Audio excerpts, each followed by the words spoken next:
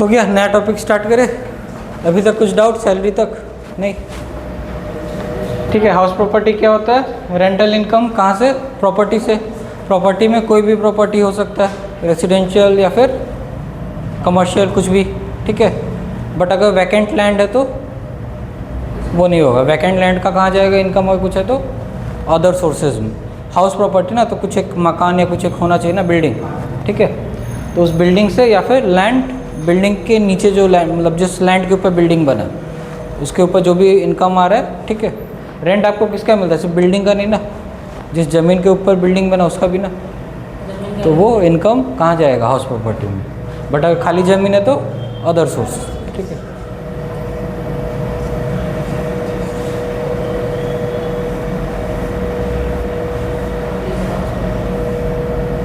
ठीक है। क्या क्या?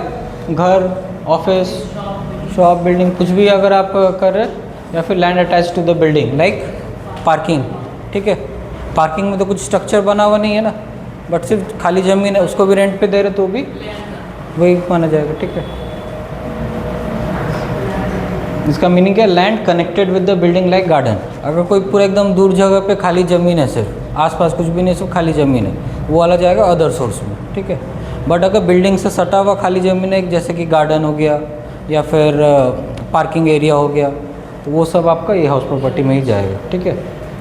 इसमें वैसे कुछ डिफरेंस नहीं है कि अगर रेसिडेंशियल प्रॉपर्टी है तो उसका अलग टैक्स कैलकुलेशन होगा, कमर्शियल है तो वैसे सबके लिए सेम है। ठीक है।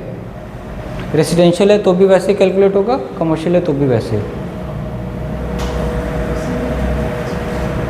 ठीक है। ये जैसे बिल्डिंग है, सामने गार्डन है ना, तो गार्डन का भी रेंट हाउस प्रॉपर्टी में ही माना जाएगा। क्या होना चाहिए कंडीशन? ओनर कौन होगा प्रॉपर्टी का? वही होगा ना। अगर सपोज़ मेरा बिजनेस है सिर्फ रेंट पे देने का, दूसरे से हम रेंट पे लेके रेंट पे दे रहे हैं, तो उस केस में कहाँ पर जाएगा? अगर सपोज़ किसी दूसरे से हम रेंट पे ले लिए, ठीक है, रेंट पे लेके दूसरे को हम रेंट पे दे दिए, तो उस केस में इनकम 5 हेड में कौन से हेड में जाएगा? मेरा बिजनेस है ना वो, कि हम रेंट पे लेके रेंट पे देते हैं, तो कहाँ जाएगा? बिजनेस इनकम में। बट अगर ऐसे टेम्पररी 1-2 महीने के लिए एक बार ऐसे हम कर लिए, तो अगर बिजनेस मेरा नहीं है वो चीज़ का, मेरा अलग बिजनेस है, तो अदर सोर्स। ठीक है।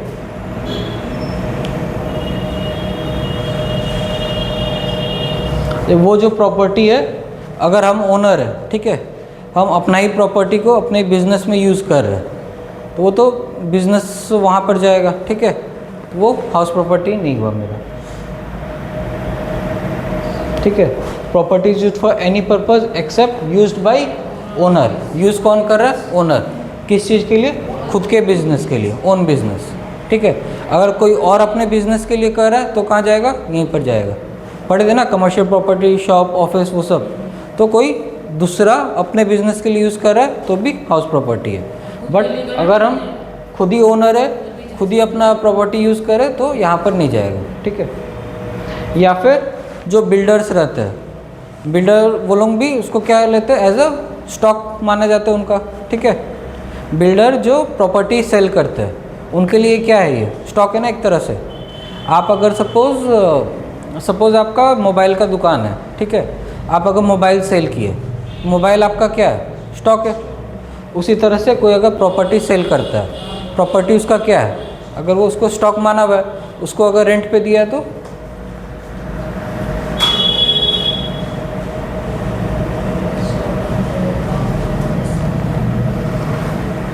अगर कोई बिल्डर है, हाउस प्रॉपर्टी भी हाउस प्रॉपर्टी उसका क्या है? स्टॉक है। बट अगर स्टॉक को भी वो रेंट पे दिया है, वहाँ से भी रेंट आ रहा है, तो rental income from it will be considered under, वो भी हाउस प्रॉपर्टी है। ठीक है।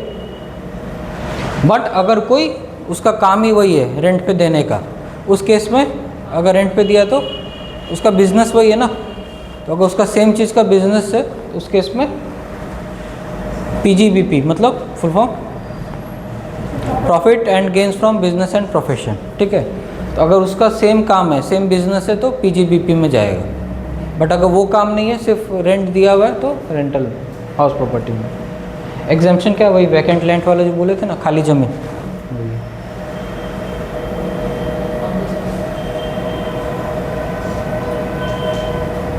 खाली ज़मीन अगर होगा कहाँ जाएगा, या तो अदर सोर्सेज में, पीजीबीपी में कब जाएगा, जब उसका वही काम ही है। तो पीजीबीपी वहाँ भी नहीं गया तो लास्ट में जो बच जाता है वही अदर सोर्स। हाउस प्रॉपर्टी में क्या है, तीन, एक है सेल्फ ऑक्यूपाइड। सेल्फ ऑक्यूपाइड मतलब खुद वहाँ रह रहा है, ठीक है, तीनों उसका खुद का ही है, बट यहाँ पर वो खुद रह रहा है। लेट आउट मतलब भाड़े पे दिया किसी दूसरे को, कोई दूसरा रह रहा है। डीम्ड लेट आउट मतलब, डीम्ड का मीनिंग क्या है कि माना जाएगा कि भाड़े पे दिया, ठीक है। डीम्ड का मतलब क्या है, माना जाएगा, deemed to be. Deemed let out मतलब कि सपोज रेंट पे उसका नहीं लगा, ठीक है, सपोज उसका 4 प्रॉपर्टी है, 2 उसका रेंट पे लगा हुआ है, ठीक है, 2 में सपोज वो खुद रह रहा है, तीसरा वाला भाड़े पे नहीं लगा, ऐसे खाली है, उसको डीम्ड लेट आउट माना जाएगा, ठीक है। क्यों माना जाएगा डीम्ड लेट आउट, क्योंकि सेल्फ ऑक्यूपाइड नहीं, डीम्ड वो नेक्स्ट स्लाइड में आएगा, 2 से ज़्यादा प्रॉपर्टी वो सेल्फ ऑक्यूपाइड नहीं रख सकता, ठीक है। सेल्फ ऑक्यूपाइड मतलब खुद रह रहा है। कोई एक इंसान कितने जगह खुद रहेगा, एक जगह मैक्सिमम, कि चलो एक खुद वो अलग रह रहा है और एक में उसके बच्चे लोग रह रहे हैं या पेरेंट्स रह रहे हैं, तो 2 प्रॉपर्टी को हम लोग मैक्सिमम सेल्फ ऑक्यूपाइड मानते हैं। 2 से अगर ज़्यादा हो गया तो सपोज उसका 3 प्रॉपर्टी है उसके नाम पे। Good morning. सपोज उसका 3 प्रॉपर्टी है उसके नाम पे, ठीक है, क्या मानेंगे, 2 में तो खुद रह रहा है, तीसरा वाला डीम्ड लेट आउट हो जाएगा, ठीक है। तो उसका अगर उसको रेंट नहीं भी मिल रहा है फिर भी उसके इनकम में ऐड होगा, ठीक है। प्रॉपर्टी कौन कौन रह सकता है उसके घर पे, पेरेंट्स, स्पाउस, चिल्ड्रन, कोई भी रह सकता है, ठीक है। अगर कोई खाली घर भी है तो उसको भी हम लोग ऑक्यूपाइड मानेंगे। ऑक्यूपाइड में सेल्फ ऑक्यूपाइड भी हो सकता है, रेंट डीम्ड लेट आउट भी हो सकता है। सेल्फ तब अगर 2 से कम है सेल्फ ऑक्यूपाइड वाला तो 2 से ज़्यादा है तो डीम्ड कौन सा, वो जो तीसरा प्रॉपर्टी, तो वो एसएससी के ऊपर डिपेंड करता है किसको उसको सेल्फ ऑक्यूपाइड दिखाना है, किसको उसको डीम्ड लेट आउट दिखाना है। तो वो किसको दिखाएगा, जिसमें रेंट कम, थर्ड वाला कैसे पता चलेगा कौन सा फर्स्ट है कौन सा सेकेंड। जिसका रेंटल इनकम कम होगा उसी को डीम्ड लेट आउट दिखाने में उसको फ़ायदा है ना। उसको किस में फ़ायदा है, जितना में उसका कम इनकम होगा, कम इनकम जो होगा वही वाले को डीम्ड लेट आउट दिखाएगा, है ना। If a person is multiple house property maximum 2 house can be considered as self occupied. 2 से अगर ज़्यादा होगा तो लेट आउट मानेंगे। लेट आउट मतलब वही डीम्ड लेट आउट, ठीक है।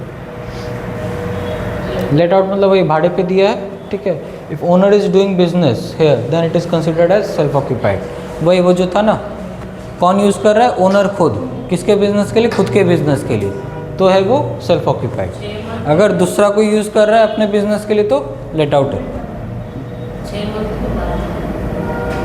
Given on rent for a complete year और पार्ट ऑफ द ईयर, तो भी उसको लेट आउट ही मानेंगे, ठीक है।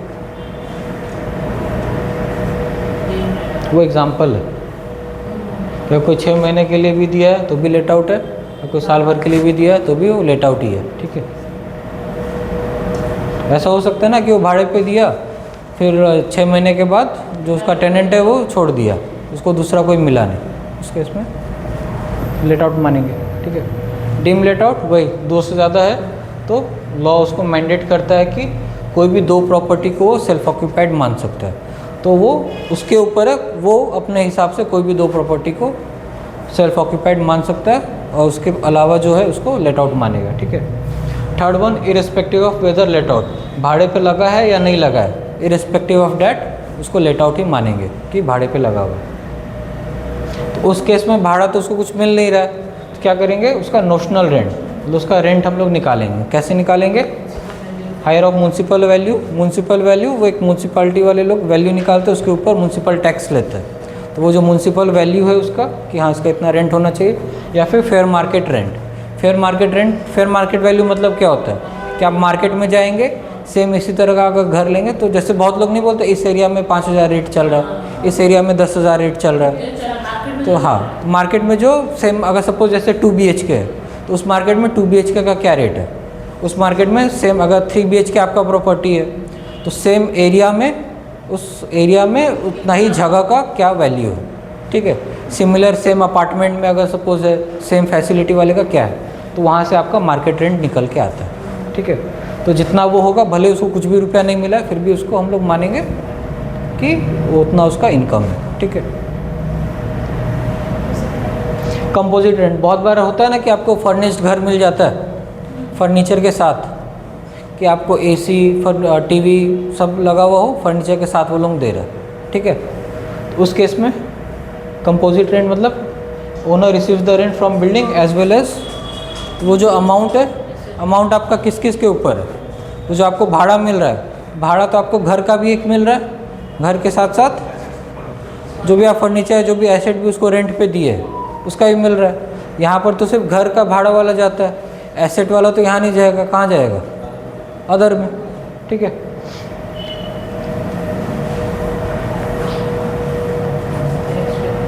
तो अगर आप दोनों को अलग अलग कर पा रहे हैं, ठीक है, अगर आप कैलकुलेट करके अलग कर पा रहे हैं कि हाँ, अगर सपोज एग्रीमेंट में लिखा है कि फर्नीचर का मैं 5,000 लूँगा, बाकी घर का मैं 15,000 लूँगा, क्लियर है, 15,000 घर का है, 5,000 फर्नीचर का है। 5,000 जो फर्नीचर का है उसका सेम बिजनेस है तो बिजनेस इनकम में जाएगा, वो बिजनेस नहीं है तो अदर सोर्स। और ये जो घर के लिए 15 लिया है वो कहाँ जाएगा, हाउस प्रॉपर्टी। बट बहुत बार ऐसा होता है ना कि मिला के रहता है, अलग अलग पता नहीं चल रहा है। ठीक है,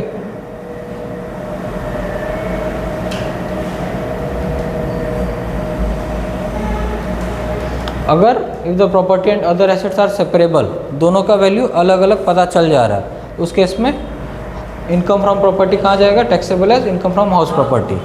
और रेंट फ्रॉम अदर एसेट कहाँ जाएगा, अगर सेम बिजनेस है उसका, वही चीज़ का काम ही है उसका, तो पीजीबीपी, नहीं तो फिर अदर सोर्स। और अगर दोनों अमाउंट को अलग अलग हम लोग नहीं कर पा रहे तो उस केस में rental income will be taxable as business income और इनकम फ्रॉम अदर सोर्सेज। ठीक है, अगर हम लोग दोनों को अलग नहीं कर पा रहे, पता नहीं चल पा रहा है, तो अगर उसका वही काम है तो बिजनेस इनकम, दूसरा कुछ काम है तो अदर सोर्स। ठीक है,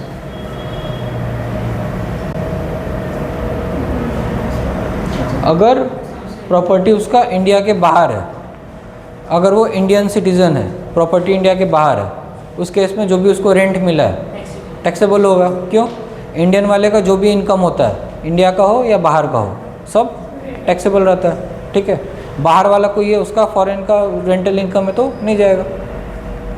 अगर कोई एनआरआई है, उसका यूएस का कोई है, एनआरआई है यूएसए में, उसका सपोज कोई प्रॉपर्टी है, उसको जो भी रेंट मिल रहा है यहाँ थोड़ी जाएगा, ऐड नहीं होगा ना।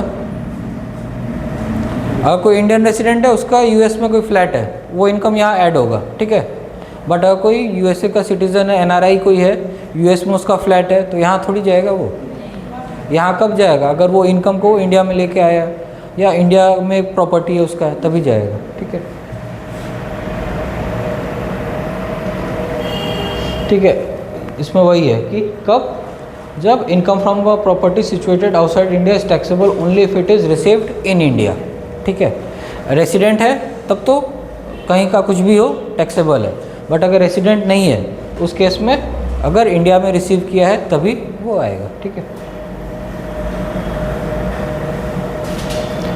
कंप्यूटेशन क्या कैसे करते हैं, ग्रॉस एनुअल वैल्यू, रेंट जितना मिला वो माइनस क्या करेंगे, बताए थे ना, म्युनिसिपल टैक्स, जो लोकल अथॉरिटी है जो म्युनिसिपल टैक्स वो पे किया है वो लेस हो जाएगा। इसका डिटेल्स कौन देगा, क्लाइंट देगा। रेंट पेड का डिटेल भी क्लाइंट दे देगा कि हाँ मैं इतना रेंट रिसीव किया हूँ, म्युनिसिपल टैक्स में इतना पे किया हूँ, दोनों को लेस करेंगे, क्या जाएगा, नेट एनुअल वैल्यू। ठीक है, उसके बाद उसमें क्या लेस करेंगे, फ्लैट 30%। 30% किसका, NAV का। ठीक है, ये जो हम लोग को लेस करके ये जो अमाउंट आया ना NAV क्या हो गया, नेट एनुअल वैल्यू। तो नेट एनुअल वैल्यू का फ्लैट 30%। ठीक है, अगर 100 रुपये आया तो 30 रुपीज़ लेस करके 70 हो जाएगा हम लोग का। यहाँ पर अगर NAV हम लोग का 100 रुपया, स्टैंडर्ड डिडक्शन कितना हो जाएगा, 30। अगर NAV 200 है तो कितना होगा स्टैंडर्ड डिडक्शन, 60। ठीक है, तो जितना भी होगा उसका फ्लैट 30%। उसके बाद और लेस क्या करेंगे, income from home loan. Home loan कितना लेस करेंगे, हाँ भाई, इंटरेस्ट फ्रॉम होम लोन कितना, मैक्सिमम लिमिट बताए थे ना, 2 लाख तक। ठीक है, तो इंटरेस्ट फ्रॉम हाउसिंग लोन में 2 लाख तक वो लेस होगा अगर लेट आउट है तो। अगर 2 लाख लेस करने के बाद नेगेटिव में आ रहा है तो नेगेटिव भी वो रहेगा, ठीक है। अदर सोर्स का जो इनकम है उससे वो सेट ऑफ हो जाएगा। अगर ये सब करने के बाद फाइनल अमाउंट जो है इनकम फ्रॉम हाउस प्रॉपर्टी वो अगर लॉस में भी आ रहा है, 2 लाख लेस कर रहे हैं ना, तो सपोज NAV आपका आ रहा है 1 लाख रुपया, 1 लाख में 30% लेस की कितना आया 70,000। सपोज हाउसिंग लोन 1.5 लाख का है, 70,000 में 1.5 माइनस हुआ, नेगेटिव 80 आ गया, तो जो नेगेटिव 80 है वो अदर सोर्स से सेट ऑफ हो जाएगा, ठीक है, अदर इनकम से। इससे सेट ऑफ नहीं हो पाएगा ना। अगर दूसरा प्रॉपर्टी है उसमें अर्निंग हुआ है तो पहले उससे सेट ऑफ करेंगे, उसके बाद पहले क्या सेम हेड में एडजस्ट करेंगे ना। पहले आप क्या करेंगे, अगर सपोज आपको कुछ रुपए का ज़रूरत है, पहले क्या करेंगे, अपना पहले खुद को चेक करेंगे, अपने आसपास घर पे मांगे, फिर बाहर वाले के पास जाएंगे ना, बैंक के पास या कहीं पर भी। तो इसी में भी वैसे ही पहले क्या करेगा, खुद का सेम हेड मतलब सैलरी है तो सैलरी में तो कभी लॉस होगा नहीं, ठीक है। हाउस प्रॉपर्टी है तो पहले हाउस प्रॉपर्टी, बिजनेस है तो पहले बिजनेस, ठीक है। सेम हेड में एडजस्ट होगा, उसमें नहीं हुआ तो अदर में जाएगा, अदर सोर्स में जो भी इनकम है उससे एडजस्ट हो जाएगा, ठीक है। बट अगर सेल्फ ऑक्यूपाइड है तो सेल्फ ऑक्यूपाइड है, न्यू टैक्स रेजिम में फाइल हो रहा है। हाँ, अगर सेल्फ ऑक्यूपाइड है, ठीक है, सेल्फ ऑक्यूपाइड में भी interest on housing loan 2 lakh minus करेंगे।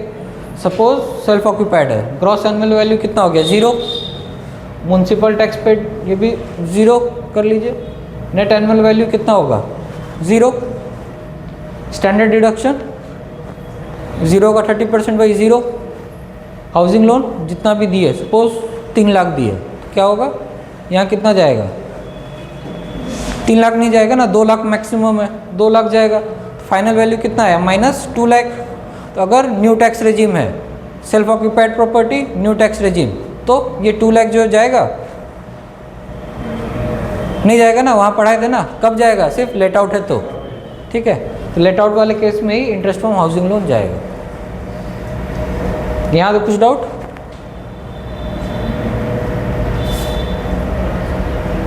ये वही कैलकुलेशन है जो था ना ग्रॉस एनुअल वैल्यू कैसे कैलकुलेट करेंगे। तो इसमें आपको इतना सब डिटेल्स का ज़रूरत नहीं है, सिंपली पूछ लीजिएगा क्लाइंट से कि रेंट कितना मिल रहा है, जितना रेंट मिला है उतना ही आपको लेना है।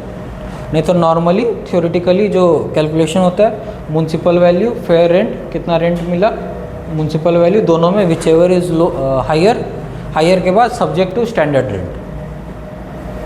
तो ये याद मत कीजिएगा, वो रेंट जितना मिल रहा है उतना कोई लेके हम लोग को करना है, ठीक है।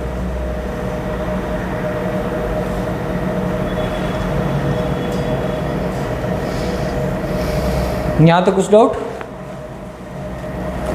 ये इसका अलग से फॉर्मूला है, ये याद नहीं भी अभी के लिए, मतलब अभी जो हम लोग रिटर्न भरेंगे उसके लिए हम बता रहे हैं, ये याद नहीं भी करने से चलेगा, फिर भी हम ऐसे ही बता दिए। म्युनिसिपल वैल्यू और फेयर रेंट दोनों में जो भी ज़्यादा हो वो सब्जेक्ट टू स्टैंडर्ड रेंट, ठीक है।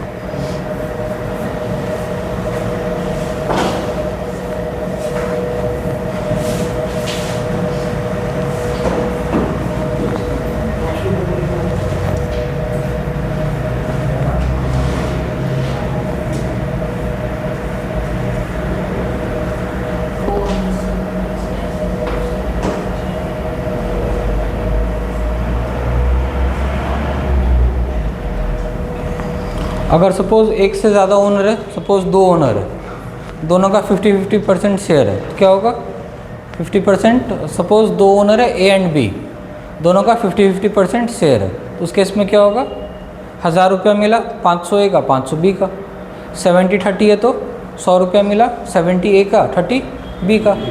तो अगर रेशियो आपको पता है कि हाँ इसका A का ओनरशिप इतना है, B का उतना है, उस हिसाब से उसमें जाएगा, ठीक है। ये सिंपल मतलब कॉमन सेंस वाला चीज़ है सर। हाँ, को ओनरशिप मतलब एक से ज़्यादा ओनर है, ठीक है।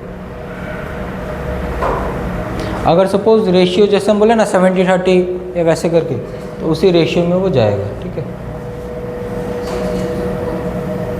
वही एग्जांपल है 60-40 वैसे करके।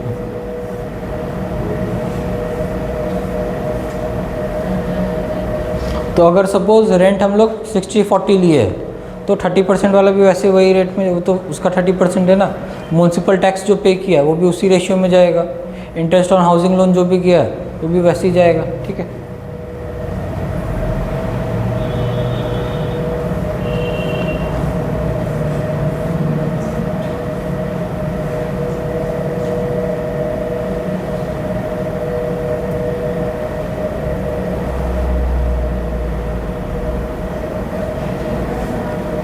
सपोज़ कोई भाड़े पे दे दिया लेकिन जो टेनेंट है उसको भाड़ा ही नहीं दे रहा, उस केस में जो उसको भाड़ा नहीं मिला उसको मतलब छोड़ देंगे, उसको कहेंगे छोड़ देता है वो, है ना। IT department understand such situation and recognizes the burden of tax due to such unrealised, कि बेचारे को एक तो रुपया मिला नहीं, ऊपर से उसको और टैक्स लगा देंगे। हाँ, तो जो टेनेंट है वो तो बताएगा ना कि नहीं मैं दिया हूँ, या फिर उसके बैंक अकाउंट में तो आया होगा। तो अगर सपोज़ कोई बड़ा अमाउंट है उससे पूछेगा ना कि आपको ये रुपया कहाँ से आया, उसको बताना पड़ेगा। इसमें बल्कि बता देगा तो अच्छा है ना। अगर अदर सोर्स में इसमें 30% डिडक्शन मिल जाएगा, कहीं और अगर दिखाएगा या बाद में पता चलेगा तो एक तो उसको अदर सोर्स में ऐड हो जाएगा, दूसरा पेनल्टी भी है ना 200%।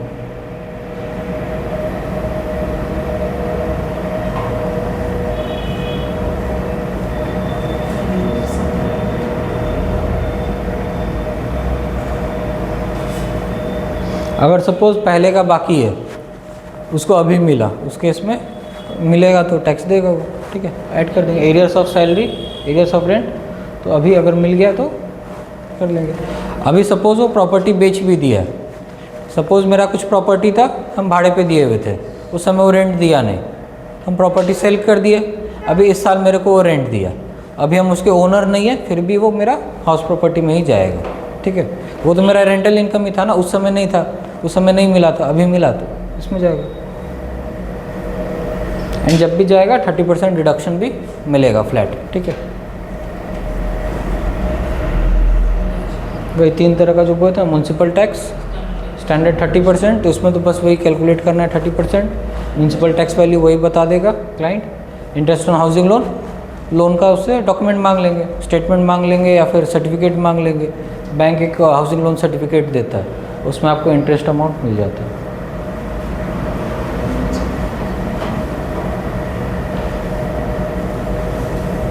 म्यूनसिपल टैक्स उसको सपोज गवर्नमेंट को म्यूनसिपल टैक्स दिया ही नहीं, यहाँ पर क्लेम कर लिया, वैसे नहीं होगा, टैक्स उसको म्यूनसिपल टैक्स भरा हुआ रहना चाहिए। ठीक है, such owner has actually paid the municipal tax during the previous year, अगर उसका ड्यू है तो फिर डिडक्शन नहीं मिलेगा। रुपया दिया नहीं, यहाँ पर डिडक्शन लेने आ गया, नहीं देंगे ना, बोलेंगे जाओ पहले टैक्स भरो फिर उसके बाद डिडक्शन क्लेम करना।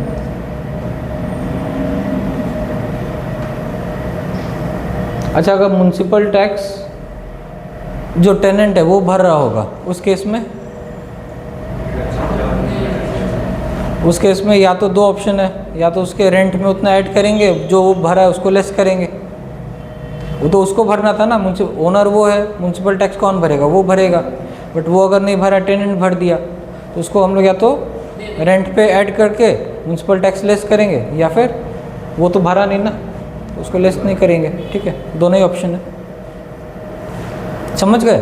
अगर वो नहीं भरा है, टेनेंट भर रहा है, तो या तो उसको सैलरी अपना कम, ये रेंट अपना कम दिखाने के लिए वो भर दिया होगा, 10,000 उसका रेंट है, बट वो बोला कि ठीक है आप 9,000 मेरे को रेंट दे दीजिएगा, 1,000 रुपये मेरा म्यूनसिपल टैक्स आप भर दीजिएगा। तो एक तरह से रेंट उसका कितना है, 10,000 ही है ना। अगर सपोज़ कोई बोल रहा है कि 8,000 आप मेरे को दे दीजिए, 2,000 रेंट मेरे बिहाफ पे आप मेरे को मत दीजिए, उसको दे दीजिए, तो एक्चुअल में रेंट तो उसका कितना है, 8,000 नहीं 10,000 ही है ना। तो यहाँ पर भी वही सेम चीज़ ही है, स्टैंडर्ड डिडक्शन वही 30%। कब क्लेम करेंगे, लेट आउट, तो ये वाला पॉइंट इररिलेवेंट है, क्योंकि अगर सेल्फ ऑक्यूपाइड होगा तो रेंट वैल्यू तो 0 होगा, 30% उसका 0 ही आएगा। इंटरेस्ट वैल्यू ये एक दूसरा था कि अगर 1/4/1999 से पहले का है तो उसमें मैक्सिमम जो अभी 2 लाख है ना, वो 30,000 था उस समय, लेकिन अभी तो जिसका वो होगा अभी तक तो पे कर चुका होगा, 25 साल तक थोड़ी वो लोन होगा, रुका भी होगा तो रेंट इंटरेस्ट इनकम कम होगा ना, तो वैसे वो उतना ज़्यादा काम नहीं आता। हाँ,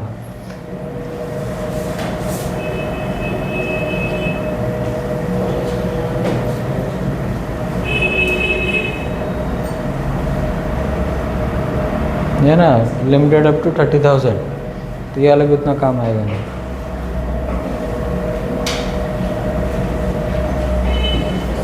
प्री कंस्ट्रक्शन पीरियड, बहुत बार ऐसा भी होता है ना कि बिल्डिंग बना नहीं है, उसके पहले ही वो खरीद चुका है और उसका लोन चालू हो गया। बहुत बार ऐसा भी होता है ना कि प्रॉपर्टी अभी तक परचेज़ किया ही नहीं है, बस बुकिंग कर लिया, बुकिंग करके ही उसको जैसे जैसे मतलब सपोज़ फर्स्ट फ्लोर कंप्लीट हुआ तो उसको पेमेंट देना होगा, ग्राउंड फ्लोर कंप्लीट हुआ तो उसको कुछ एक परसेंटेज देना पड़ेगा, तो लोन तो उसका उसी समय चालू हो गया, इंटरेस्ट भी उसी समय चालू हो गया।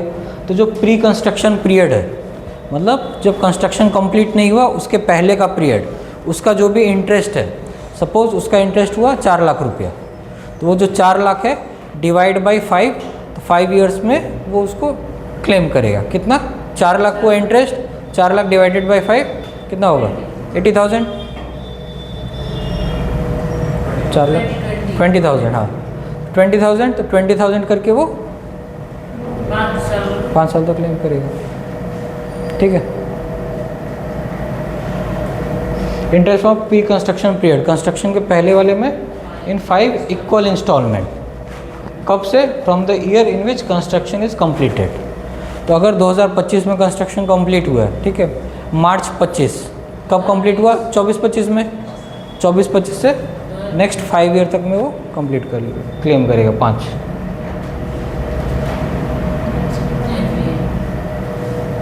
ये वही सेम चीज़ रिपीट है। अच्छा, अभी जो लोन लिया है, लोन में 2 पार्ट होगा, क्या पे करेगा वो? एक तो प्रिंसिपल और एक इंटरेस्ट। लोन में 2 चीज़ रहता है ना, प्रिंसिपल और इंटरेस्ट। इंटरेस्ट का वहाँ पर जाएगा 2 लाख तक मिल जाएगा। प्रिंसिपल अमाउंट जो है 80C डिडक्शन जो है 80C सेक्शन में, वहाँ पर जो डिडक्शन हम बताए थे ना कि इनकम आएगा, टोटल इनकम मतलब वो gross total income minus deductions, तो डिडक्शन यही सब है। 80C में हाउसिंग लोन का अप टू 1.5 लाख मिलता है। तो जो 80C है, 80C में आपका principal on housing loan, housing loan का सिर्फ प्रिंसिपल अमाउंट, ठीक है, टोटल EMI नहीं। जो EMI दे रहा है ना, EMI में 2 पार्ट रहता है ना, प्रिंसिपल भी है, इंटरेस्ट भी है।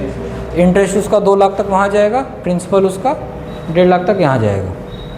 तो 80C में आपको डिटेल में हम लोग बाद में डिस्कस करेंगे। इसमें और भी बहुत कुछ आता है, LIC आता है, इसमें FD आता है, फिर आपका कुछ टैक्स सेविंग म्यूचुअल फंड्स वो सब भी यहीं पर आता है 80C में ही। तो वहाँ पर ये भी आपका आएगा, ठीक है। उसमें एक कंडीशन है कि विद इन 5 ईयर्स वो बेच नहीं सकता, नहीं तो जो भी वो डिडक्शन क्लेम किया उसको दोबारा ऐड करना पड़ जाएगा। और एक वो क्लेम कर सकते हैं 80EE में, ठीक है, डिडक्शन अमाउंट कितना? 50,000 80EE में क्लेम कर सकता है। बट उसका कंडीशंस क्या है? 16-17 में लोन लेना पड़ेगा। लोन कब लिया होगा? 2016-17 में, ठीक है। प्रॉपर्टी का वैल्यू 50 लाख से कम, लोन कितना का? मोर देन 35, ठीक है। प्रॉपर्टी 50 से ज़्यादा का नहीं हो सकता, 50 से कम का प्रॉपर्टी होगा। लोन 35 से ज़्यादा नहीं हो सकता, मतलब 15 उसको खुद का ही देना होगा। Loan sanction amount should not be more than 35 lakhs. तो अगर 50 लाख का प्रॉपर्टी है तो 15 वो खुद का लगाया होगा, 35 लोन लिया होगा। अगर सपोज 40 लाख का प्रॉपर्टी है तो 35 वो मिनिमम लोन लिया होगा और 5 खुद का लगाया। वैसे अगर if you have claim the deduction 80EE में अगर लिए तो दूसरे कोई सेक्शन में हम लोग इंटरेस्ट का नहीं ले सकते, ठीक है। और जब लोन सैंक्शन हुआ होगा उस समय ये इसका फर्स्ट प्रॉपर्टी होना चाहिए, must not own any other house property, ठीक है। और उसको कमर्शियल पर्पस, दुकान वो समय यूज़ नहीं कर सकता, यूज़ ओनली फॉर रहने के लिए, ठीक है।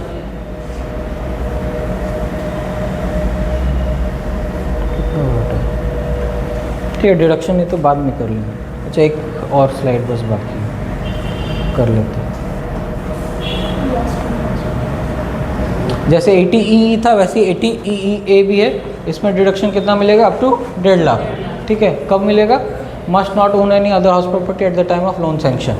वो वाले में भी वही था, ये वाले में भी सेम कंडीशन है कि उसका ये फर्स्ट हाउस प्रॉपर्टी होना चाहिए, ठीक है।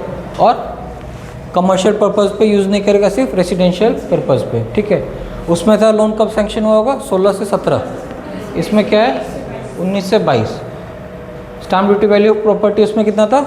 50 लाख से ज़्यादा नहीं हो सकता। इसमें कितना है 45। उसमें था लोन अमाउंट कितना 35। इसमें वैसा कुछ कंडीशन नहीं है। ठीक है, ठीक है, दोनों में वही डिफरेंस है। उसमें एक और पॉइंट क्या था, कोई दूसरे सेक्शन में इंटरेस्ट वो क्लेम नहीं कर सकते, इसमें वैसा कुछ पॉइंट नहीं है। ठीक, ठीक है, आज का फिर यहीं तक करते हैं, फिर कल भाई यहाँ से स्टार्ट करेंगे। यहाँ तो कुछ डाउट नहीं? कल आपका हाउस प्रॉपर्टी कंप्लीट हो जाएगा, अदर सोर्स कंप्लीट हो जाएगा, परसों डिडक्शन चालू कर देंगे, फिर उसके बाद एक बार पूरा ओवरऑल कैसे क्या कैलकुलेट करना वो बता देंगे, फिर उसके बाद 2 क्लास लगेगा प्रैक्टिकल में, तो चांसेस है सैटरडे तक ख़त्म हो जाएगा। ठीक है, सैटरडे या मंडे तक, मंडे ट्यूसडे तक हो जाएगा ख़त्म। ठीक है, प्रैक्टिकल 3-4 दिन प्रैक्टिकल ऊपर करेंगे, ऊपर क्लास में लैब है ना, ऊपर वहीं करेंगे।